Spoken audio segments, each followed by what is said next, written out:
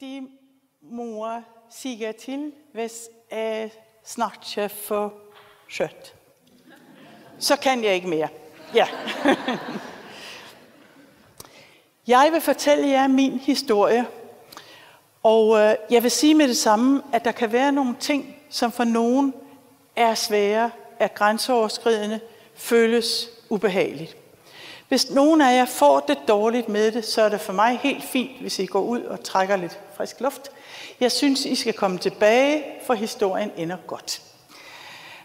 Hvis nogen af jer får en ubehagelig fornemmelse, måske en, I aldrig har følt før, så snak med nogen om det. Ja, siger alle dem, der aldrig har været ude for sådan nogle ting, som jeg har tænkt mig at tale om. Selvfølgelig vil jeg tale med nogen, hvis jeg får det dårligt.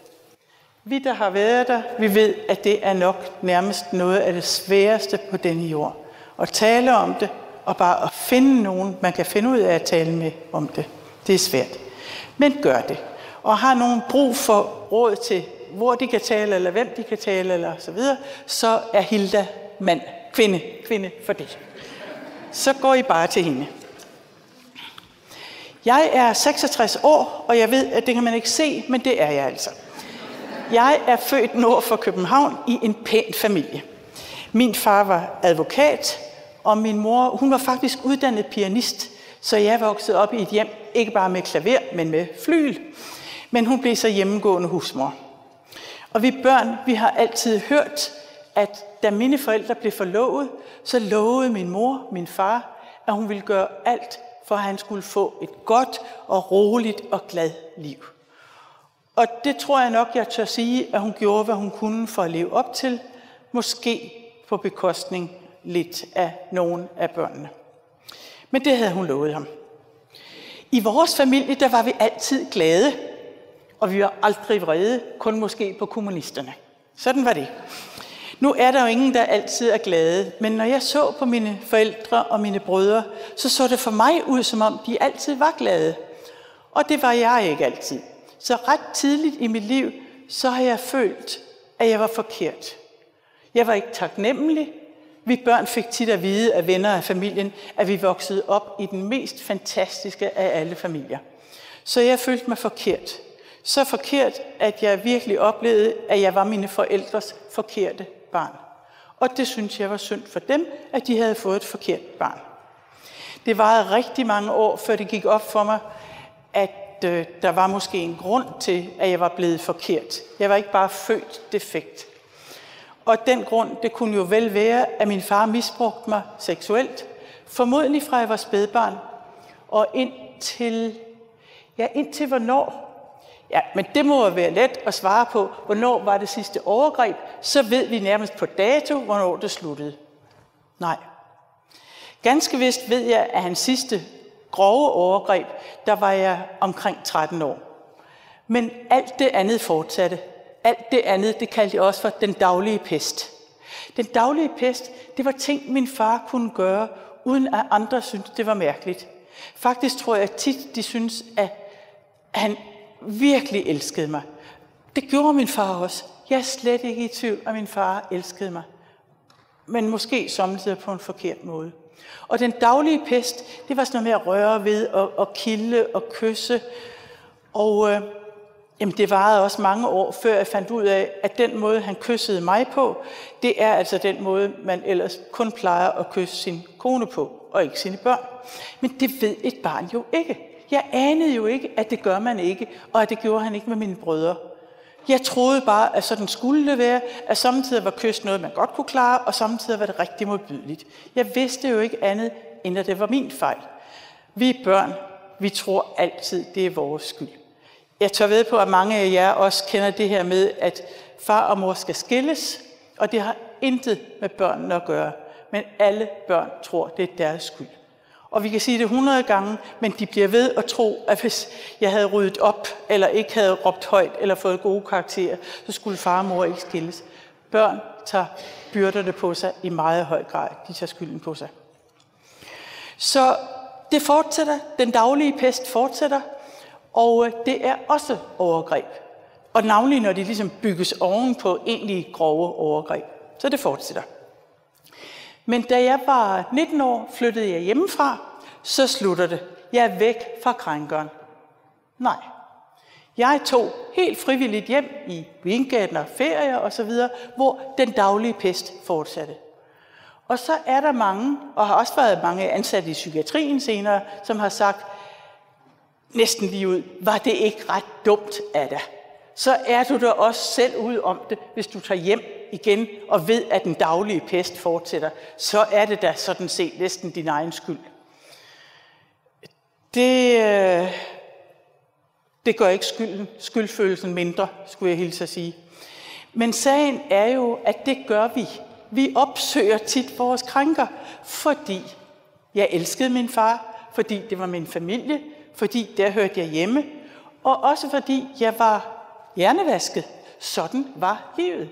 Det kunne ikke være anderledes. Jeg har aldrig kendt et liv uden overgreb. Så selvfølgelig tog jeg hjem til familien og holdt ferie og alt muligt andet, selvom den daglige pest fortsatte.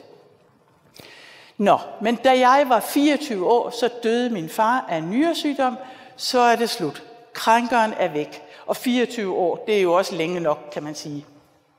Nej, så enkelt er det ikke. Der er nemlig ved det ved sådan noget som seksuelle overgreb, at man kan nærmest sige, at det flytter ind i os. Det er som om krænkeren flytter ind. Hans meninger, hans gerninger, alt det der, det kommer til at påvirke alle mine relationer til alt og alle. Min far er flyttet ind i mig. Og man kan egentlig sige, at krænkeren flytter ikke ud, før vi 100% eller mere har forstået, at det var aldrig vores skyld. Og så er der jo en del, der siger, din skyld, det kunne det jo aldrig være. Det startede, da du var et lille barn og så videre. Nej, det kan jo aldrig være din skyld. Jo, det var jeg helt overbevist om. Det var ligesom rigtig mange andre, som har været ude for det. Fordi min fars bedste argument for at misbruge mig, det er fordi, du er så dejlig. Sådan underforstået, at hvis piger er så dejlige, så kan mænd ligesom ikke gøre for, at de er nødt til at misbruge dem. Så jeg har faktisk fra ret lille barn forstået, at jeg forførte min far, og så er det min skyld. Det er der ingen tvivl om. Andre får at vide, at du er bare en luder, og du er ikke bedre værd. Resultatet er det samme, det er min skyld. Så er der en anden ting, som jeg nok tror, vi alle sammen slår os i hovedet med. Jeg sagde ikke fra. Jeg sagde ikke til ham, at det ville jeg ikke have. Det har jeg også mødt ansatte i psykiatrien, som har sagt, hvorfor sagde du ikke bare til din far, at det ville du ikke have? Fordi jeg var stærkt knyttet til min far, fordi det var ham, der bestemte, fordi jeg var hjernevasket. Nogle er jo med god grund også bange for deres krænker, og tør slet ikke sige fra. Min far har aldrig været voldelig mod mig, men det var heller ikke nødvendigt, for jeg var jo hjernevasket. Så nej, jeg sagde ikke fra. Men det er med til, at jeg oplever, at det er min skyld, for min stakkels far kan jo ikke vide, at jeg ikke kan lide det, vel? Så man kan altså kort sagt sige, at det fortsætter indtil den dag, hvor jeg ved 120%, at det var aldrig min skyld. Og der er langt hen. Jeg var længe om det, og det er ikke alle, der er lige så længe om det, som jeg var. Men fast food, det kan det altså aldrig blive. Det er et stort arbejde, og man har brug for hjælp undervejs. Når min far misbrugte mig sådan groft, og jeg vil sætte ord på, fordi det kan vi lige så godt gøre. Det handlede langt overvejende om gensidig oralsex, og så har der været tale om 3, 4 måske voldtægter. Sagde jeg ikke lige, at min far ikke brugte vold? Det gjorde han heller ikke. Vi kunne da godt kalde det samleje, men det er voldtægt, når man misbruger et barn. For det kan være fysisk, han er jo stærkere end mig, men det er under alle omstændigheder psykisk vold. Han har magten. Hvad en voksen gør med et barn i sådan en sammenhæng, det er voldtægt. Punktum. Og det er vigtigt. Når min far misbrugte mig, så gjorde jeg det, som jeg tror alle gør i den slags situationer. Jeg forsvandt. Nu kunne jeg jo ikke løbe min vej, men jeg forsvandt op i loftet. Der var så ikke helt så højt hjemme i mit børneværelse, men jeg forsvandt op i værelset, eller op i loftet. Og fra loftet, der kiggede jeg ned på den lille Karin i sengen sammen med far. Og man kan egentlig godt sige, at Det var den lille Karin dernede, som det den, der oplevede smerten og angsten og forvirringen og alt det andet, mens hende deroppe i loftet, hun kiggede egentlig bare på, uden nogen særlige følelser. Og det er jo en god beskyttelse. Jeg er ikke i det. Jeg oplever det slet ikke. Det bliver nede hos hende, den der lille. Og næste morgen, når min mor kaldte 7:00, og husk din gymnastikpose og kom ned og spise havregrød, så var det automatpiloten deroppe, som stod op, og man kunne ikke mærke noget på mig overhovedet, og jeg spiste morgenmad, og der var ingenting at mærke overhovedet. Så cyklede jeg i skole. Første time dansk, det kørte bare, jeg var god til dansk. Anden time regning, det har jeg aldrig været god til, og det er jeg stadigvæk ikke. Så jeg skulle tit have hjælp. Og så kommer læreren jo hen for at kigge på det der gangestykke, og han læner sig lidt ind over mig, og han brugte samme aftershave som min far. Jeg er sikker på, at I alle sammen kender, hvor stærkt lugte kan trigge noget. Og det kan tit være gode ting. Og lavendel, min farmors hus eller et eller andet, og sommer i sommerhuset, hvad det nu kan være. Men jo altså også de ting, som er rigtig ubehagelige. Så i det øjeblik, jeg lugter hans aftershave, så er jeg tilbage i nattens begivenheder og hører ikke, hvad regnelæreren siger. Og jeg tror måske, det er derfor, jeg stadigvæk ikke rigtig kan regne. Der er ligesom skubbet noget ind, der hedder, regning er farligt, kan man næsten sige. Det er godt at have automatpiloter, det er nyttigt, men de holder ikke til alt. Men de er gode at have, når man er sådan et udsat barn. De der forsvar, man danner, de er nødvendige. Og jeg tror ikke, der er nogen i så pressede situationer, som ikke kender til at forsvinde. Rigtig, rigtig mange mennesker, jeg har skrevet med, har fortalt, at de forsvandt op i loftet, ind i væggen, ind i en bamse, fortalte en. Altså gennem bamsens øjne, så kiggede hun på det, som bedstefar gjorde med hende. Så det er en nyttig ting for at beskytte sig, fordi et barn kan ikke leve i bevidstheden om, at de mennesker, der skulle drage omsorg og passe på dem, rent faktisk gør det modsatte. Det kan et barn ikke rumme, for de skal være gode, ellers kan jeg jo ikke overleve. Og så danner barnet sig alle mulige ting for at undgå at vide, at far eller mor eller bedstemor eller hvem det er, gør sådan nogle ting. Jeg havde en anden slags forsvar mod den enorme indre smerte, jeg havde. Jeg gjorde noget, der gjorde ondt på mig selv. Og det er der såmænd også mange, der gør, specielt når de bliver lidt større. Nu kalder vi det cutter og den slags. Dengang hed det ikke fine ting, og der slet ikke, da jeg var barn i 50'erne. Men jeg gjorde ting, der gjorde ondt. Jeg knaldede hovedet ind i en væg eller noget. Og hvis jeg havde det rigtig skidt, det kunne være aften før min fødselsdag. Hvorfor det? Jeg fik altid alt, hvad jeg havde ønsket mig. Det var dejligt. Men jeg var så bange for, at jeg ikke sagde tak på en måde, så de forstod, at jeg virkelig var glad og taknemmelig. Og jeg kunne heller ikke have, at der var al en opmærksomhed på mig. De sang fødselsdagssang, og jeg havde det. Jeg kunne virkelig ikke have opmærksomheden. Jeg tænker jo samtidig, at det er godt, at jeg er kommet forbi det, må man sige. Ellers stod jeg jo nok ikke her. Men når jeg så havde det så skidt med det, så aften før, så kunne jeg godt finde på at slå min lillefinger så hårdt ind i væggen, at den simpelthen brækkede. Jeg sagde ikke til nogen, at jeg gjorde den slags med vilje. Jeg var rigelig underlig, som det var. Så nej, det sagde jeg ikke. Det hed derfor bare, at Karin, hun er så klodset. Fint med mig. Og folk spørger mig samtidig, prøvede du aldrig at få hjælp? Og jo, det gjorde jeg, men ikke særlig tit. Fordi den her skyldfølelse fyldte sig frygtelig meget. Og I skal også tænke på, at det, der foregik mellem min far og mig, var jo gensidig oral sex. Det vil sige, at jeg var aktiv. Og det gav jo også mig en oplevelse af at være jo nærmest lige så aktiv som min far. Jeg beder jer ikke om at lukke øjnene og forestille jer det. Det gør jeg ikke. Men jeg tror måske, I lidt kan forstå, at når man ovenikøbet selv er aktiv, så er det næsten ikke til at holde ud. Hvordan siger man det til nogen? Det andet ord, skyld og skam, det er næsten endnu værre. Skam, så bliver man sort indeni. Skam er ikke noget, jeg gør, det er noget, jeg er. Jeg er skam, eller skamfuld, fordi jeg er forkert, beskidt, ulækker og alt muligt andet. Og skylden og skammen gør, at det er rigtig, rigtig svært at sige noget til nogen. Jeg har prøvet, det lykkedes ikke rigtigt. Jeg kan huske, da jeg gik til præst, før jeg skulle konfirmeres. Det var alletiders præst, og jeg var rigtig, rigtig glad for ham. Han var cirka på alder med dig, tror jeg, og også en glimrende præst. Ja. Der var på vores hold nogle piger, som boede på børnehjem. De var forældreløse. En dag så gik jeg op efter timen og sagde, at jeg ville gerne lige snakke med ham, og jeg rystede i hvert fald indeni, og sikkert også udenpå. Det jeg sagde til ham var, der er jo nogle piger her, som ikke har en far. Og jeg tænker på, hvordan har de det mon med at sige far til og om Gud? Det tænker jeg må være svært. Det var jo noget andet, jeg egentlig ville sige. Jeg vil sige, jeg har det svært med at sige far om Gud. Far for mig er noget helt andet. Jeg kunne sige fader vor. Jeg tror, I har det også. I siger fader vor, og ikke nødvendigvis vor far. Ikke?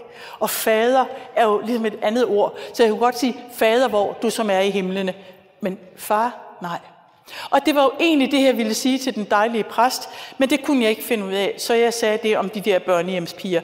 Og han sagde, hvor er du moden og betænksom? Det har jeg slet ikke tænkt på. Det vil jeg tage med i mine tanker om det. Tak fordi du sagde det. Jeg tror nok, jeg lige hang et øjeblik og håbede, at han så, at hende der, den 13-14 januar-årige pige, hun ville egentlig sige noget mere. Men det blev ikke til mere. Det er ikke noget godt forsøg. Jeg kan ikke forlange, at han læser tanker, men det var det bedste, jeg kunne gøre. Da jeg kom i gymnasiet, der havde jeg det åbenlyst dårligt indimellem. I skolen, der græd jeg samtidig voldsomt. Så var der en sød lærer. Han havde et kontor. Der sad jeg inde og græd. Han hentede samtidig et viskestykke til mig, hvis jeg ikke selv havde flere lommetørklæder. Det var sødt af ham. En dag sagde han til mig, jeg synes, du skal snakke med vores skolesygeplejerske. Det var før man havde skolepsykologer. Det var længe før. Hende var vi meget bange for. Hun var høj og havde en dyb stemme, så vi mente nok at vide, at hun var lesbisk. Om hun var det, det ved jeg ikke, og det er jo denne sag ret uvedkommende. Men hvor var vi dog bange for hende? Nå, men jeg luskede alligevel derned for at tale med hende, for det kunne godt være, at hun kunne hjælpe mig. Det var et af de tidspunkter, hvor jeg godt vidste, hvad jeg ville sige. Det med min far, det var samtidig væk, og samtidig var det der. Det var jeg ikke herover. Men den dag vidste jeg godt, hvad det egentlig var, jeg ville sige. Så jeg luskede jo ned og gik ind, og hun sagde, kom ind, sæt dig ned med sin dybe stemme. Hvad vil du? Og så skal man jo starte et sted. Så jeg sagde, jeg har nogle problemer med min far. Til hvilket damen sagde, det har virkelig alle piger i din alder. Gå op og pas din dansk time. Yes, det sagde hun. Så var det lidt, før man søger hjælp igen, ikke? Det lykkedes mig at få en studentereksamen. Den var ikke så god. Jeg fik tit at vide, at jeg udnyttede ikke mine ressourcer, men jeg fik ikke særligt tit det spørgsmål, hvorfor gør du det ikke? Det var der ingen, der interesserede sig for. Jeg ved, at skoler i vore dage som regel er meget bedre, end de var i 1950'erne og 60'erne. Nu ville man stille flere spørgsmål, sådan generelt, men dengang var der ingen spørgsmål. Og det er nok heller ikke alle steder i dag, der er spørgsmål. Men jeg fik min studentereksamen, jeg fik en uddannelse, hvor jeg så flyttede hjemmefra. Min far døde jo så, og jeg fik en ekstra uddannelse, og jeg blev musikterapeut. Jeg arbejdede med svært handicappede børn af forskellige slags, og jeg elskede det. Og uden falsk beskedenhed, det skal vi jo ikke have, vi har vores talenter, og vi må ikke begrave dem, så var jeg god til det. Jeg ved, jeg har betydet en forskel for nogle af de børn. Og jeg er sikker på, at rigtig mange af jer, der sidder her, I kan også komme i tanke om et eller andet menneske, I har betydet en positiv forskel for. Et barn, en ægtefælle, en nabo, hvad som helst. Og det er en god ting. Det er det bedste, vi kan, ikke?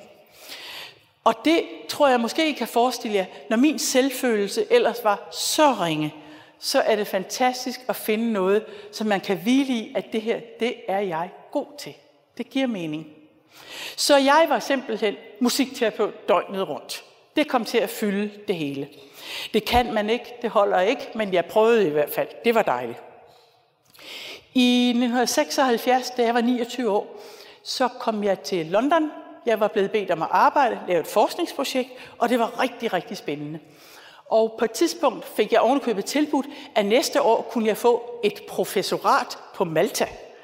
Hvis jeg nu skal være helt ærlig, og det skal man jo, så vidste jeg ikke, hvor Malta lå, og jeg anede ikke, hvad sprog de talte. Men jeg skulle være professor på Malta, helt klart. Nå, der skete så bare det, at som tiden gik, så fik jeg det dårligere og dårligere. Jeg var allerede dårlig socialt, hvis jeg ikke lige var i arbejdsfeltet der, og det blev værre og værre. Og det endte med, at jeg fik det så dårligt, at jeg kan huske, der var en musikterapitime, hvor jeg pludselig kom til at græde. Det gør man ikke, når man er en terapeut, skulle jeg hilse at sige. Og det endte så med, at jeg blev indlagt på et psykiatrisk hospital i London. Der tænkte jeg, her skal jeg være et par måneder, så har jeg styr på den der underlige heksekedel indeni. Jeg vidste simpelthen knap nok, hvad der var i den, men den var rodet. Og så næste år, så skal jeg til Malta og være professor. Sådan kom det bare ikke til at gå. Det her blev bare den første indlæggelse af omkring 80 indlæggelser, som strakte sig over de næste 17 år. Det var ikke planen. Det var jo de år, hvor andre normalt stifter familie, får karriere osv. Den brugte jeg på at lide under og arbejde med de senfølger, jeg havde efter min fars overgreb. Det var ikke planen. I England fik jeg ikke talt med nogen som helst om, hvad der var sket. De respekterede nemlig mine grænser. Det er vigtigt at respektere andre menneskers grænser, men sommetider så skal vi altså spørge. Sådan noget som incest, det er så umuligt selv at starte på, at vi har næsten altid brug for en eller anden, som lige skubber lidt derhen af. Jeg ville sådan ønske, at de ikke havde respekteret mine grænser, fordi så var der måske ikke gået så lang tid. Men det gjorde de. Efter 3 måneder blev jeg udskrevet, ikke fordi jeg var spor mere rask, det var noget med EU og sygesikringer og den slags, hjem til Danmark, til Aarhus, og der gik cirka 2 uger, så var jeg indlagt første gang på psykiatrisk hospital der. Jeg skrev meget dagbog, og det er jo ikke den objektive sandhed om alting, men det er i hvert fald meget om, hvordan vi selv oplever tingene. Og der kan jeg se, at jeg har skrevet meget om, at jeg kan ikke være inde i mig selv mere. Min fars overgreb og alle de følelser fylder så meget, at jeg kan næsten ikke være der. Jeg tænkte endda på selvmord på det tidspunkt.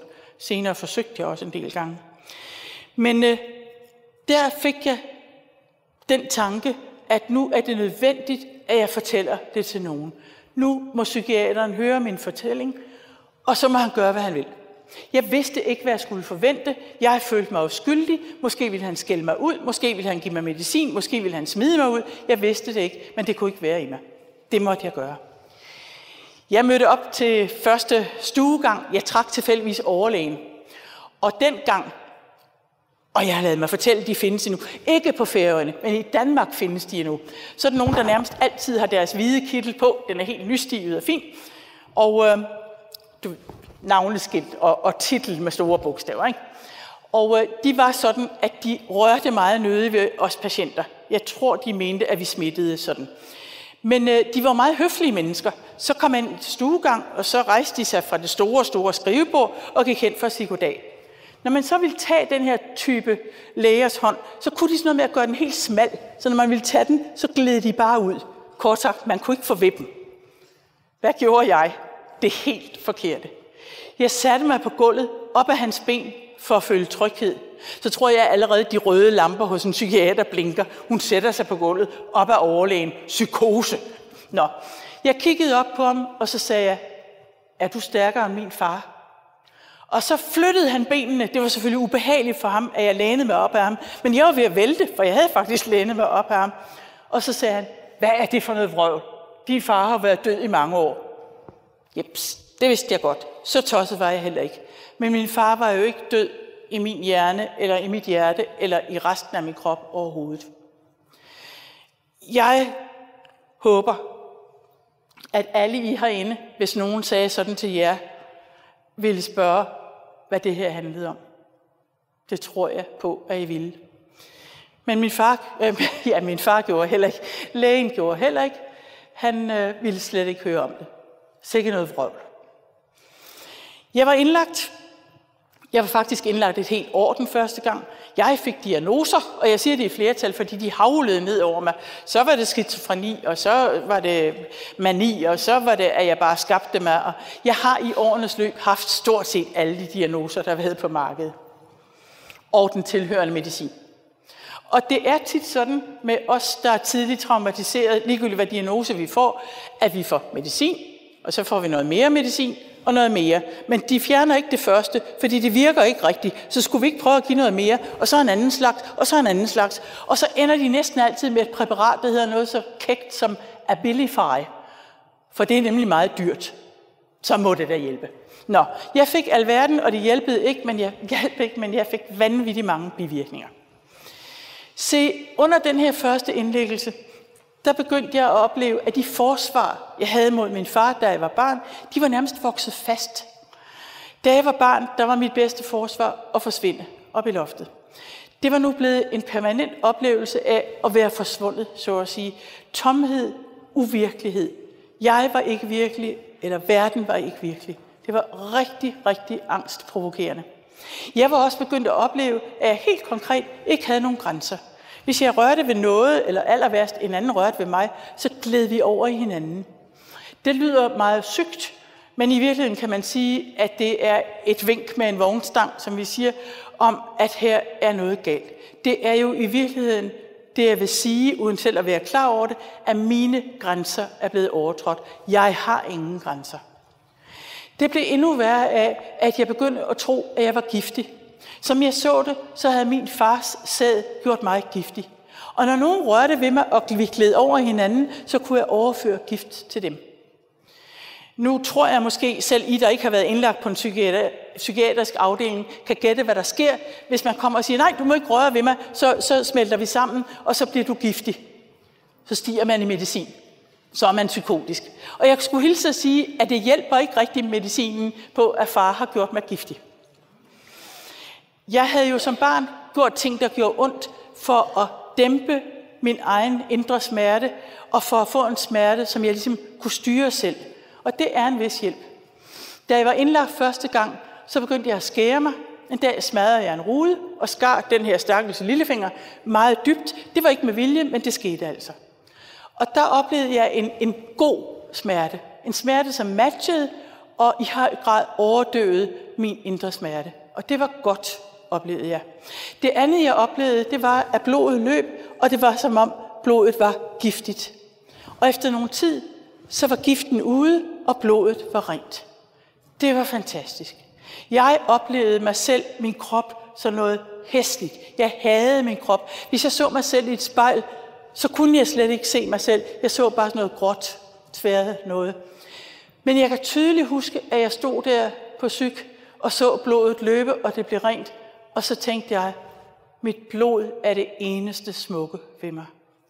Og da jeg først havde oplevet smerten og befrielsen ved, at blodet blev rent, så var jeg ikke til at stoppe. Jeg skar mig igen og igen og igen.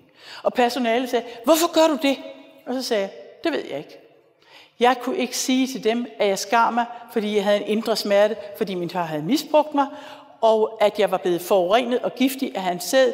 Det var tabu, det var hemmeligt, jeg kunne ikke sige det. Jeg hørte endda nogle stemmer, som truede mig med, at jeg måtte ikke fortælle de her ting, så skulle jeg dø. Som sagt, jeg fik diagnoser, jeg fik medicin, og efter et år blev jeg udskrevet, og igen, jeg var ikke mere rask, end da jeg blev udskrevet i England, næsten tværtimod, men jeg tror egentlig, de var lidt trætte af mig, og det hjalp jo ikke rigtigt. Så ud med mig. Så blev jeg det, som I vist også så betegnende kalder svingdørspatient. Ind og ud, og ind og ud. Jeg kunne ikke klare mig hjemme i mere end omkring 14 dage, så var jeg så angst og havde så mange tanker om selvskade og selvmord og hvad ved jeg, at jeg var nødt til at blive indlagt. Når jeg så mødte op på psyk, så blev jeg ikke så sjældent modtaget af læger, som sagde, nej, kommer du der igen? Jeg har lige udskrevet dig. Det er kun 14 dage siden. Kunne du ikke tage dig bare lidt sammen? Nu er det ikke, fordi det er festligt at være på en lukket afdeling. Så jeg prøvede at tage mig sammen. Det er jo kun, når det ikke kan være anderledes. Men de var ret trætte af mig. Der var faktisk en gang, hvor jeg havde haft det så dårligt, at jeg undervejs i indlæggelsen havde været på intensiv afdeling, fordi det var lykkedes mig at tage piller og sådan noget. Der kom en gang en læge ind og stillede for enden af min seng, og så regnede hun op, hvad jeg havde kostet i løbet af den her indlæggelse. Og det var ikke så lidt. Så når de sagde til mig, det her er altså ikke noget tag selv bord, så vidste jeg godt, at det var det ikke. Jeg begyndte at føle, ligesom da jeg var barn, at jeg var min fars og mors forkerte barn, at jeg var psyks forkerte patient. Og det var ikke rart.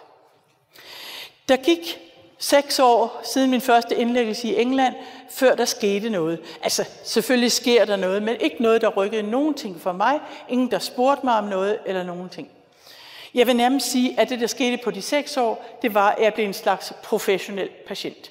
Man er nødt til at have en identitet. Og det der med professor på Malta, det var røget for længe siden. Og så var jeg psykiatrisk patient. Man er nødt til at høre til et sted. Men i november 1983, så kom jeg til at høre fast til en afdeling. Og det var en god ting. Jeg fik en rigtig, rigtig god kvindelig psykiater. Hun kunne se, at jeg havde haft 150 forskellige diagnoser. Hun fik mig testet, og så fik jeg for første gang den diagnose, man kalder borderline personlighedsforstyrrelse. Det skal I ikke bekymre mig om. Jeg fortæller det bare, fordi jeg tror, der sidder nogle fagfolk, og de sidder nok og tænker på, var hun borderliner? Ja, det var hun. Det er vi, der har været udsat for sådan nogle ting rigtig tit. Jo, det var det, jeg havde. Det var en fantastisk sød psykiater, og hun snakkede med mig en gang om ugen, men hun var så bange for, at jeg skulle få det dårligere. Hvis jeg en dag sad hos hende og talte, og så skete der et eller andet, som triggede, så jeg fik det dårligt, så begyndte jeg måske at græde, eller at bide mig i hænderne, eller jeg blev helt lille og suttede på tommelfingre, et eller andet, så hun kunne se, at nu havde jeg det dårligt. Og det måtte jeg ikke have. Det var jo sødt af hende. Straks begyndte hun at snakke om litteratur eller klassisk musik, noget andet vi havde til fælles. Og så skete der det, hvis I kan forestille jer det, at den lille Karin, som var derinde i mig, hende fra sengen med far, hun ville så gerne tale med den rare dame og fortælle hende, hvorfor hun var så bange lige nu. Og så sagde den rare dame noget med Musikhuset og William Heinesen og Mozart og sådan noget. Og det var ikke noget, den lille inde i vidste noget om, så hun kravlede ned igen. Og ud kom en automatpilot, som jeg tror var specielt egnet til at tale med overlæger. Og hun gav sig til at tale om litteratur og musik, og hun kunne se ud, som om hun havde det rigtig, rigtig fint. Det er jo noget underligt noget. Men hvis I tænker igen på den lille Karin i sengen med far, som er bange og ulykkelig, og så hende oppe i loftet som næste morgen, snakker fint og kører i skole, så er det jo virkelig nøjagtigt det samme her. En lille en, der er bange, og så en lille en større en, der kan lade som om alt er i orden. Så var hun glad, for nu havde jeg fået det bedre. Mange år senere talte vi om det, og hun sagde, måske var det ikke det rigtige, men det var det, jeg mente, det var. Og så sagde hun, der var en anden grund. Din far var advokat. Han tilhørte samme socialgruppe som os læger. Og hvis jeg havde indset, at din far havde gjort sådan noget, så ville jeg blive nødt til at indse, at det kun mine kolleger hen ad gangen også har gjort. Og det var vi ikke parat til. Senere har jeg 3 gange ved foredrag fået at vide af nutidige psykiater, at sådan er det samtidig stadigvæk. De vælger at tro, at sådan noget som incest, det forekommer i lave socialklasser, hvor man drikker og ikke har arbejde og alt muligt andet, men ikke i de pæne lag. Der er stadigvæk mennesker, der skriver til mig, at de hører fra ansatte i psykiatrien, hvis de prøver at fortælle noget om far, der gør noget, at så siger de ansatte, nej, Hanne, jeg har jo mødt din far. Han er sådan en nydelig mand. Jeg skulle hilse at sige, at nydelige mænd, som for eksempel advokater og læger og præster, kan finde på sådan noget, i hvert fald i Danmark. Jeg skal ikke udtale mig om Færøerne. Der skete heldigvis noget andet også her i, omkring årsskiftet 1983-84, hvor jeg altså er 36 år deromkring. Vi fik en ny afdelingssygeplejerske. Han hed Jan, han havde langt rødt hår, stort rødt skæg, og rygtet sagde, at han var vild med fodbold og popmusik. Så vidste jeg med det samme, at den mand kunne jeg ikke bruge til noget som helst. Rødt skæg og fodbold og popmusik, nej tak. Heldigvis for mig, så er Jan helt anderledes indrettet. Han hørte jo fra sine kolleger, da han der blev ansat som afdelingssygeplejerske, at der var altså en, der var rigtig, rigtig bøvlet. Og så sagde han, hende vil jeg gerne være kontaktperson for. Du må være vanvittig, melder du dig selv? Ja, det skulle han nok klare. Han skulle nok vise de nye kolleger, at det her, det kunne han. Og han var også nysgerrig.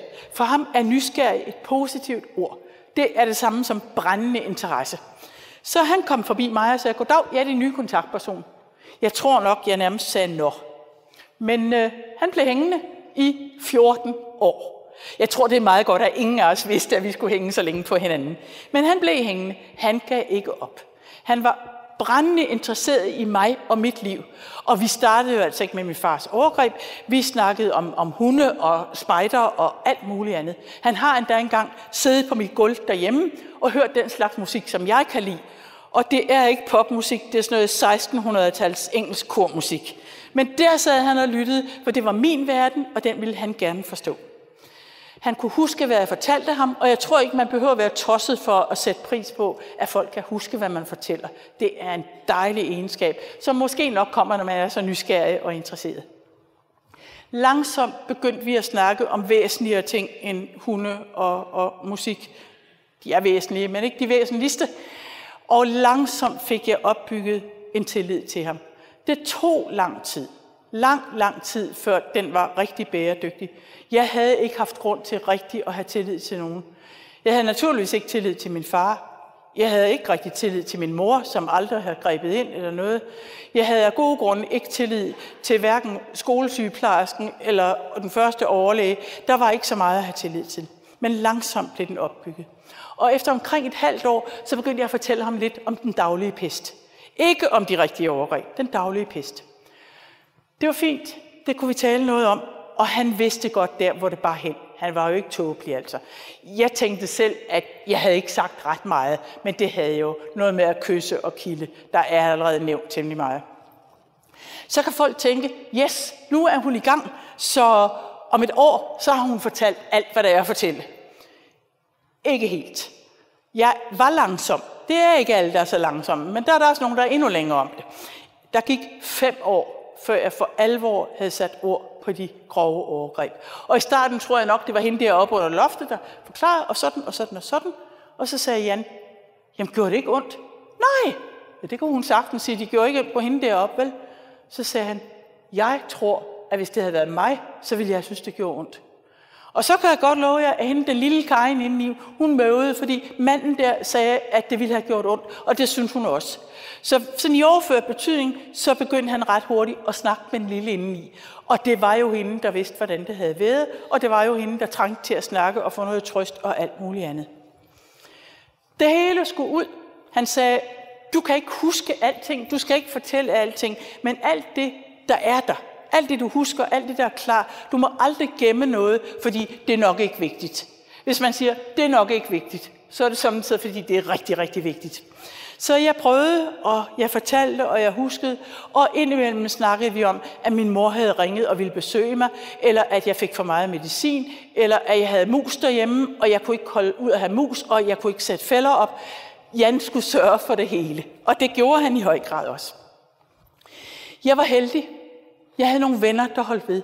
Det er ikke alle, der er så heldige for at være venner med en borderliner. Det er ikke så nemt. Den ene dag har vi prøvet at begå selvmord. Den næste dag, så kan vi alting, og vi overhovedet ikke være indlagt. Den tredje dag, så har vi skåret og synder sammen. Den fjerde dag, så har vi læst en meget spændende bog, de skal høre om. Vi svinger helt vildt. Og det er jo svært for venner sådan ligesom at rumme. Jeg havde en gammel veninde, der hed Marianne. Vi har gået i skole sammen, så hun har kendt hele min familie, hvad der også senere har været en gave egentlig. Og samtidig sagde hun, stop, jeg må have time out. Hvordan tror I lige det føles, når ens bedste veninde siger, jeg må have time out? Det gør ondt. Men samtidig så vidste jeg godt, at det var nødvendigt, hvis hun skulle holde til mig. Og det gjorde hun så, vi er stadigvæk venner. Jeg mødte nogle andre, som accepterede mig. Og der var jeg flyttet til en lille by, der var jeg sidst i 30'erne, og der var nogle genboere, som var medlemmer af Indre Missions Ungdom. Og de sagde, vil du ikke med? Ungdom, tror jeg nok, I sagde. Ja, men der er altid plads til en til, og du er så ungdommelig og sådan. Og så gik jeg med, og de var utrolig søde og utrolig rummelige. De fik aldrig at vide dengang, hvad det handlede om. Men de accepterede, at jeg var indlagt, eller havde forbindinger på, og ikke turde at sige noget, eller de accepterede det hele, og var bare rigtig søde. Og så kom de samtidig og inviterede mig på kaffe, og det var også dejligt. Men jeg var så skræmt, at jeg kunne altså ikke være der ret længe, og jeg var altid bange for, at jeg drak forkert, eller slupbrød, eller et eller andet. Så når der var gået en halv time, så var jeg dødtræt, og så gik jeg hjem. Men det var så meget værd med de halve timer, det kan jeg godt love jer. På et tidspunkt fik jeg lov til at holde op med at tage medicin, og jeg vil godt lige skynde mig at sige, at jeg vil aldrig drømme om at råde andre til det. Det må enhver afgøre med sig selv og sine behandlere. Men for mig var det rart at slippe. Jeg blev meget mere vågen, og Jan sagde, at det var meget lettere at snakke med mig. Det vi fik mest tid til at gå med, og jeg snakker altså om år, det var at få skylden placeret hos min far. Så længe den er hos mig, er jeg syg. Men det var svært, fordi det skete jo kun, fordi jeg var så dejlig. Og jeg sagde ikke fra, så hvordan kunne den stakkels mand vide, at jeg ikke kunne lide det? Der var nogle ting, der var rigtig svære at fortælle Jan. Der var for eksempel en overgang, hvor min far samtidig græd efter overgrebene. Hvad gjorde jeg? Jeg trøstede ham. Det var jo min rolle. Det turde jeg næsten ikke fortælle Jan. Jeg var sikker på, at han ville sige, så var du da også åndssvag, og så ville han gå sin vej. Det gjorde han jo selvfølgelig ikke. Og så en anden ting, som nok var den allersværeste at fortælle, og den er grænseoverskridende, og det er næsten derfor, jeg fortæller det, fordi det er rigtig, rigtig vigtigt. Det er nemlig sommetider sådan, når man er udsat for seksuelle overgreb, at man kan opleve seksuel lystfølelse, eller endda få orgasme. Det er rædselsfuldt.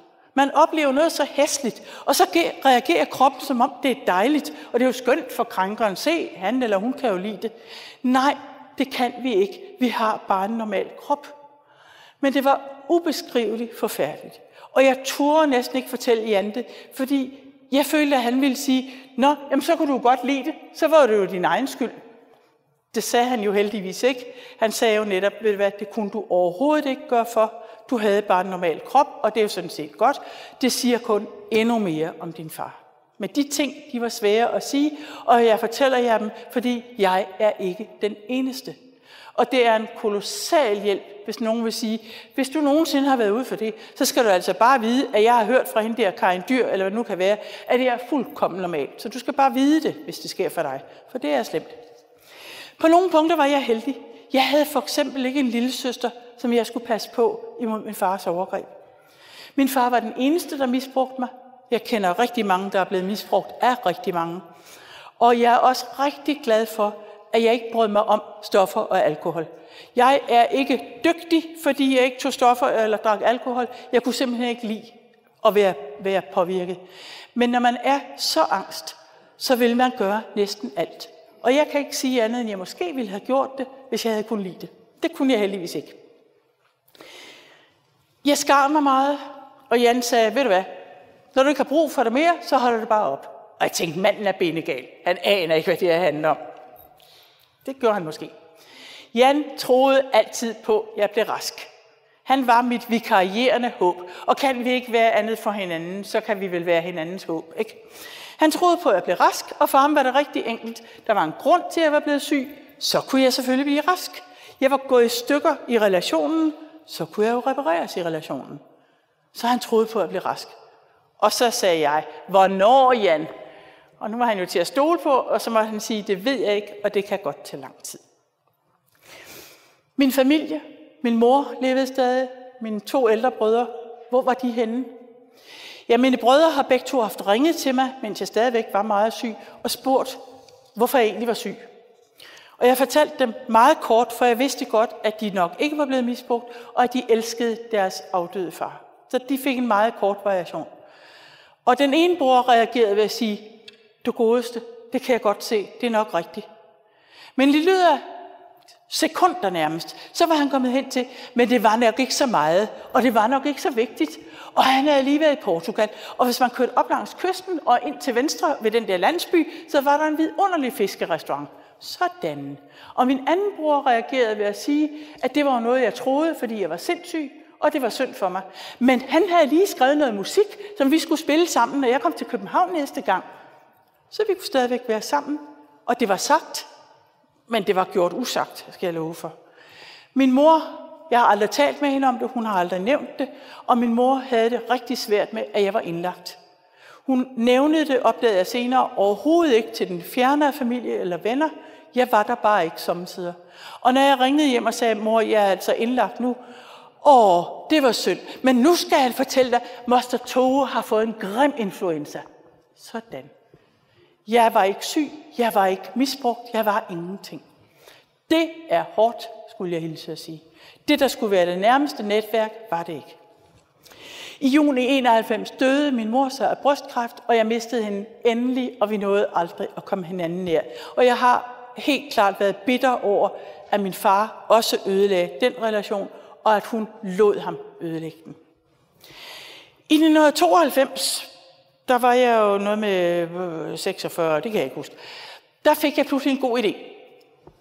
Jeg var træt af hospitalet, de var trætte af mig, så jeg ringede til min sagsbehandler i kommunen og sagde, jeg vil gerne i familiepleje. Så blev der rigtig, rigtig stille. Ja, det kan du efter loven også godt, men helt ærligt, Karin, jeg aner ikke, hvor jeg skal finde en familie til dig. Det ordner Jan, sagde jeg. Jan, han ordnede jo alt. Så jeg ringede til ham og sagde, jeg får lov at komme i familiepleje. Rigtig god idé. Hvorfor har vi aldrig tænkt på det? De kan garanteret ikke finde en familie. Det skal jeg nok ordne. Så et par dage efter, så ringede han og sagde, jeg har fundet en familie på Djursland. De er bare gode. Der flyttede jeg ud. Manden var smed. Konen havde været plejer i psykiatrien, og nu var hun så hjemme hos mig. Og så var der en søn på 13 år. De var søde, og det var dejligt, og de var fantastiske. Men jeg var ikke rask endnu. Jeg havde ikke fået placeret hele skylden hos min far. Jeg havde stadig skammen indeni. Det var ikke slut. Og de ville så gerne gøre alt for mig, men det var hårdt at se, at jeg stadigvæk ikke var rask. Og til sidst havde jeg et ret alvorligt selvmord, eller selvmordsforsøg var det jo altså, og så blev jeg simpelthen smidt ud. De kunne ikke mere. Fra den ene dag til den anden fik jeg at vide, at nu måtte jeg rejse, og de havde sagt, at de altid ville være der for mig, og altid være en ekstra familie, og pludselig fik jeg at vide, at jeg måtte ikke ringe til dem, jeg måtte ingenting. Så jeg kom hjem i min egen lejlighed, og Jan kom og snakkede med mig, og jeg kunne ikke spise, og jeg kunne ikke sove. Jeg havde fået en depression. Eller kan man lære for mig af psykiatrien? Det tror jeg. Jeg havde jo ikke en depression. Jeg var ked af det, jeg var skuffet, jeg var vred. Og med god grund. Det var første gang, jeg oplevede at have stærke følelser, som ikke var senfølger efter incest, eller fordi jeg havde borderline. Det var Karin, som var ked af det, vred og skuffet. Jeg kunne godt forstå, at jeg var vanskelig at have med at gøre, men selvfølgelig var jeg da ked af det og skuffet. Selvfølgelig var jeg det. Og det var en meget vigtig erkendelse, at jeg kunne have stærke følelser, som ikke betød, at jeg var tosset. Dejligt. Jan og jeg knoklede videre, og vi fik gnavet os efterhånden helt ind til det inderste. Og så begyndte de dage at komme, hvor jeg kunne mærke, at mine stemmer var væk. At jeg var holdt op med at skære mig. Han fik ret, ham med det røde skæg. Jeg holdt bare op, for jeg havde ikke brug for det længere. Jeg var ikke ond. Jeg var ikke giftig. Det var ikke nødvendigt at skære. Og depressionen, den var jo væk, og angsten forsvandt efterhånden. Og så kunne jeg mærke, at jeg havde jo ikke skyld i det her.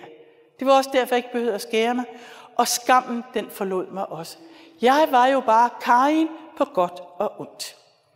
Så begyndte det at komme alt det gode, at jeg blev mere social, jeg havde energi, jeg havde glæde. Jeg var rask. Jeg skulle lige vende mig til at være rask. Det er ikke helt nemt, når man egentlig aldrig har været der.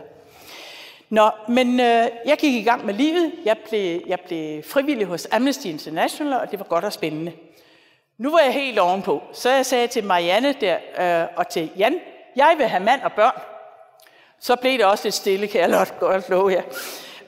Marianne sagde, helt ærligt, du er en midaldrende dame med ar alle mulige steder og en højst besynderlig fortid. Kan du ikke bare være glad for, at du er rask? Jamen, det kan du sagtens sige, du har mand og børn. Og når jeg sagde det til Jan, så sagde han, ved du hvad, Karin, en mand er nok det eneste, jeg ikke kan skaffe dig. Det var jo rigtigt. Det første, jeg fik, var en bonussøn. Jeg mødte ham gennem Amnesty. Han er tamil, og da han var 12 år, så han sine forældre og sine søskende blive skudt. Han har selv været udsat for tortur, og jeg hjalp ham i asylprocessen. Vi havde været venner, rigtige venner et par år, og så sagde han en dag til mig, må jeg ikke godt kalde dig for mor? Og det måtte han da. Han er i dag gift og har 3 børn, så jeg er også bonusbedstemor, og det er skønt. Kort efter så mødte jeg en ung fyr, som hedder Jørgen. Kender I ikke det, at man kan møde nogle mennesker, hvor man bare klikker, uanset netop alder og køn og alt muligt andet?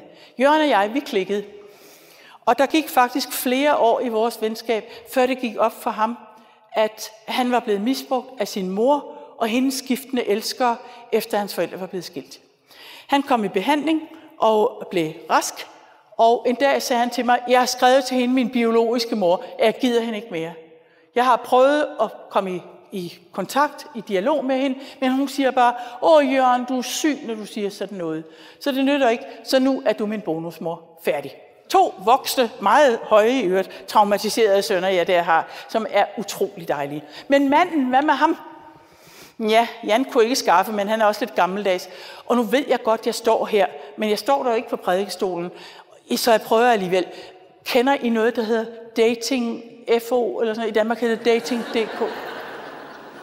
Der er i hvert fald nogen, der kender det. Ja, Der gik jeg ud, lavede en profil, og jeg mødte mænd. Og jeg prøver at lade være at rødme. Jeg kunne konstatere, at min seksualitet havde overlevet. Den havde ligget i dvale i alle de år og været kaotisk eller bare væk. Den fungerede. Og jeg kunne også sige fra.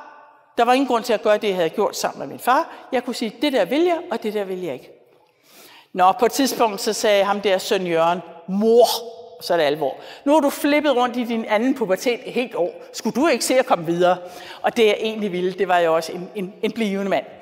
Så jeg ændrede lidt på profilen og gik ud igen. Og nytårsaften 2001, før jeg gik til fest, nu kunne jeg jo gå til fest, fordi jeg havde det godt, så var der en sød fyr derude, som jeg ikke havde set før. Han hed Peter. Vi skrev sammen i 9 dage, så mødtes vi på en café inde i Aarhus. Jeg var en trænet dater. Jeg kom altid først. Så kunne man sådan kigge ned til døren og se, hvem der kom. Om det var måske en, man havde mødt før under det andet navn eller et eller andet. Peter havde skrevet i sin reklame, for det er jo det der, at han var høj, blond og klar til kærlighed. Min erfaring var, at det kunne være en mand af dværghøjde med hentehår, som boede hjemme hos sin mor. Dem har jeg haft nogle af.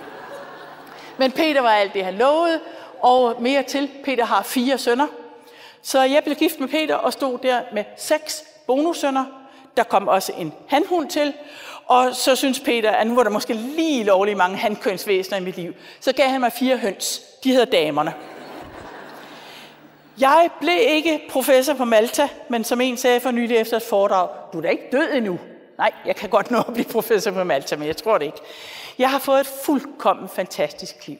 Også langt mere, end jeg synes, jeg overhovedet har fortjent. Marianne og jeg skrev en bog, som hedder Glaspigen. Jeg tror, man kan bestille den her, men det siger Hilda noget om på det sprog, jeg ikke er så god til. Og efter den, så gik et helt nyt liv i gang, og det er jo dybest set derfor, jeg står her i dag, for at give andre mennesker håb og en forståelse af, hvad det er, der sker. Så det er et helt nyt liv, simpelthen. Jan er stadig mit liv, fordi vi samtidig underviser sammen, men han er ikke min terapeut mere. Jeg kan ikke have 2 mænd i mit liv. Det går ikke. Samtidig så har Peter undret sig over, at jeg kunne sige noget pænt om min far. Det kan jeg, fordi i dag er jeg helt igennem. Min far er ikke giftig for mig mere. Det er han ikke. Så han er bare, jeg ved, at jeg havde en god far, og en far, der samtidig bestemt ikke var en god far. Og jeg ved begge dele. Men jeg kan godt huske, at jeg samtidig har sagt et eller andet godt om min far, og så har Peter smidt alt, hvad han havde i hænderne, og siger, hvordan kan du sige noget pænt om den mand? Hvis han havde levet, så havde jeg, og der er ikke grænser for, hvad han havde skåret af ham. Men det kan jeg altså godt. Folk spørger mig samtidig, og jeg kan se deres anspændelse. Har du tilgivet din far? Mange af dem har hørt fra terapeuter eller fra kirker, at man kan kun blive rask, hvis man tilgiver. Og jeg kan sige, at nej, det har jeg ikke. Og nej, hvor de slapper af. Jeg har ikke tilgivet min far. Han har aldrig bedt mig om det. Og som jeg læser Bibelen, så er det altså ligesom også lidt en betingelse af selv, hvor Herre skal vi bede om det, for han giver den. En tilgivelse er en stor og total ting. Og min far har ikke bedt mig om den. Hvis han havde bedt mig om den, og jeg skulle give ham den, så skulle det være så absolut overbevisende, at jeg slet ikke var i tvivl om, at han virkelig for alvor mente det. Og det har han ikke gjort. Vi mødes måske en dag på den nye jord, og så tror jeg overhovedet ikke, de tanker er i vores hoveder. Men det må vi jo vente og se. Samtidig tænker jeg, at måske er det slet ikke op til os mennesker at forsøge at tilgive sådan nogle ting. Fordi det kan vi ikke for alvor. De kan blive ligegyldige, som det er for mig nu. Han fylder ikke noget. Det er lige meget. Men måske er det i virkeligheden Guds opgave at tilgive, og vi kan lære at leve med. Og det er måske så godt, som det kan blive. Og helt ærligt, det kan blive rigtig godt. I får lejlighed til at stille spørgsmål senere, og jeg vil overgive scenen til Hilda.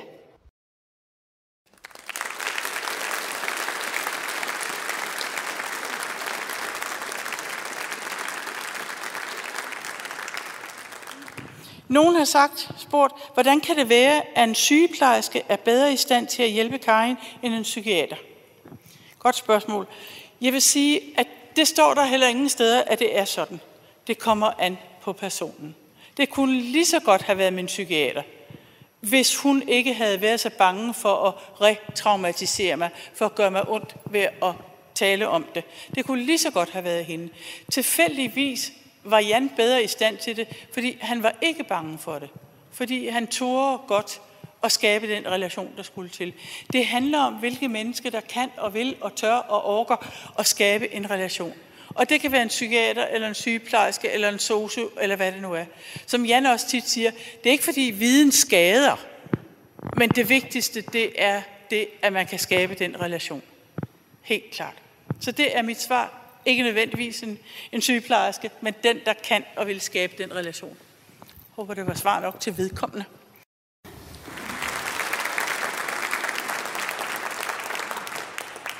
Jeg har slet ikke forstået alt, hvad I lige sagde, men hvis nu I ikke skulle have sagt det, så vil jeg sige, at jeg havde meget brug for en præst, og har heldigvis haft i løbet af alle de år, jeg var syg og blev raskere, fordi hele den åndelige del af det var fantastisk vigtig. Og det kunne Jan ikke gøre. Vi kunne snakke om tro og være enige eller uenige, men jeg har haft rigtig meget brug for præst også. Og så kan jeg jo fortælle jer på psyk, at når jeg fik besøg af en præst, og det var som en med collar, med præsteflip, så kom alle patienterne farne. Jeg vil også tale med præsten, Der er et kæmpe behov, og jo dårligere folk har det, jo mere syge de er, jo mere tør de måske vise, at de har brug for det. Så vi holdt alle der gang inde på min stue, og alle patienterne de vrimlede, og personalet de glåede. Hvad foregår der? Jeg tror, det er anderledes her på Færøerne, der er det mere legalt at være troende, og godt for det. Men præsten er nødvendig til sin del. Det var bare det, jeg ville sige. Kan du sige noget om det? Det er svært for mig at sige så meget om, fordi jeg har ikke været i situationen, og det er svært for mig fra en kultur, hvor der ikke er så små samfund, eller ikke så sædvanligt. Men min tanke om det er jo også, at som den, der er krænket, at det ville kræve noget af mig, som var utrolig hårdt. Og ikke bare utrolig hårdt, men ville gøre det vanskeligere for mig at blive rask. Og det synes jeg ikke er rimeligt, at min helbredelse skal gøres vanskeligere, måske gøres umulig, fordi jeg skal være sammen med mine krænker. Jeg kender mange, som af den ene eller den anden grund, jeg skriver med, som har svært ved at løsrive sig fra krænkeren eller krænkeren fra dem, fordi de netop er familie, og de er måske ikke så gamle. Og det er så svært at blive rask, så længe man er i nærheden af sine krænker. Prøv at tænke på, at det hele tiden kommer op igen og igen. Og hvordan må det føles, hvis han går rundt og ser, han eller hun går rundt og ser glad ud, og de andre siger, hej, kommer du der, det er dejligt at se dig. Det må gøre så ondt. Og jeg siger ikke, at det er let at være krænkeren, og der er mange slags krænkere. Men jeg har det dog stadigvæk sådan, at har han krænket, og man ved det, så er det på et eller andet plan ham, der må gøre sig fortjent til at blive optaget i menneskeheden igen. Ja, undskyld, det lyder hårdt, men jeg mener det faktisk, fordi den, det er sket for, er så langt mere udsat. Og så må han arbejde for, ja, at gøre sig fortjent til at komme ind i varmen igen. Og jeg ved godt, vi skal tilgive og alt det andet, men det er altså den krænkede, det er rigtig, rigtig hårdt for. Jeg mener, det er den krænkede, vi skylder vores fællesskab. Men hvor må det være svært for jer? Forstår det godt? Ved du hvad? Det utrolige er, at det er faktisk ikke særlig forskelligt. Selvfølgelig er vi forskellige mennesker med forskellige reaktioner og hvad der ligesom er vægt på. Men når det kommer til stykket, så ser det ud til, at kernepunkterne i det, de er meget ens. Vores oplevelse er at være forkert, beskidte, ulækker, er at bære skylden osv., skamfølelsen, at den er universel nærmest. Jeg har været på Grønland, der er hver tredje pige og hver 10. dreng misbrugt. Da jeg kom derop, så tænkte jeg, måske reagerer de anderledes, fordi det nærmest er en del af deres kultur. Og min erfaring var, at deres skamfølelse, deres skyldfølelse, deres selvskade under forskellige form, deres dissociation, alle følelserne var fuldkommen fuldkommen de samme. At vi så agerer forskelligt, nogle er mere indadvendte, nogle er mere udadvendte osv. Det er klart, vi har vores forskellige personligheder, men dybest set er jeg overbevist om, at vi rammes på samme måde.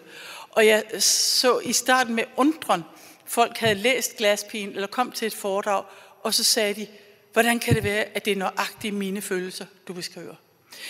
Det betyder ikke, at du ikke, eller en anden ikke kan have, eller nogen af dem, du arbejder med, kan have nogle andre følelser og nogle andre reaktioner. Men dybest set, så tror jeg, at det barn, der rammes et sted så dybt og så centralt, at reaktionerne er de samme. Er du enig med mig? Ja, jeg er enig med dig, fordi jeg tænker også, og jeg har arbejdet også en del i Afrika med det, og dem, der er udsat i Afrika, de har nøjagtigt det samme. Traumatiserede mennesker, de er beramt samme sted, og det gør lige ondt, uanset hvad kultur vi kommer fra.